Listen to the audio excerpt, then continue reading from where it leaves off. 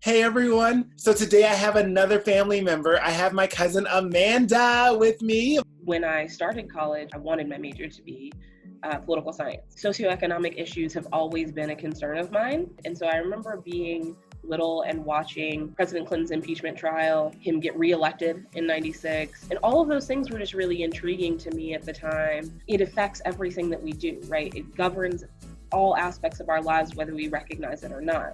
The number of light posts on your street, number of grocery stores in your neighborhood are all governed by the people that we elect. That is all tied into the messaging that we receive as a part of society, what we value, who we value. As a Black femme, I felt like this is super important for me because a lot of times you feel like you have to pick a side, and that's a hard lane. And like, I wanted to tell you, I think this is super important right now. That is something that I think that we should be discussing. The point of intersectionality, which is where a lot of us all exist when the different identities we use to identify ourselves literally intersect. So being Black, being queer, being femme on top of that, whatever that expression may look like, is oftentimes the lowest of the rung, like you said. And that's where I think there's a lot of miseducation or uneducation surrounding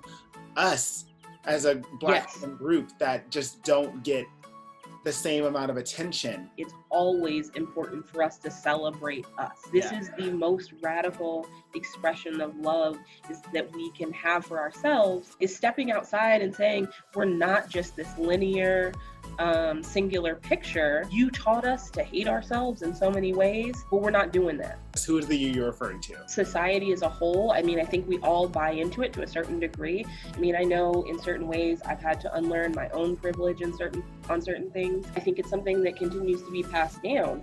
This is in no way trying to take away the responsibility that white people have in cleaning up their side of the street. Oh.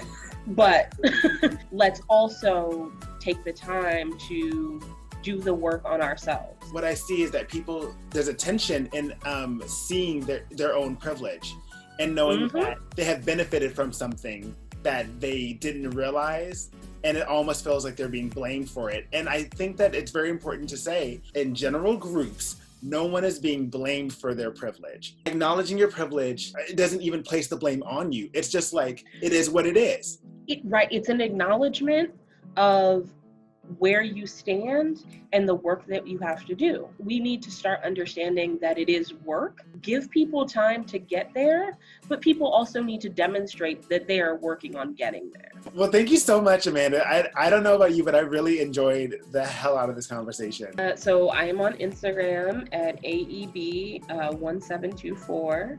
See you later.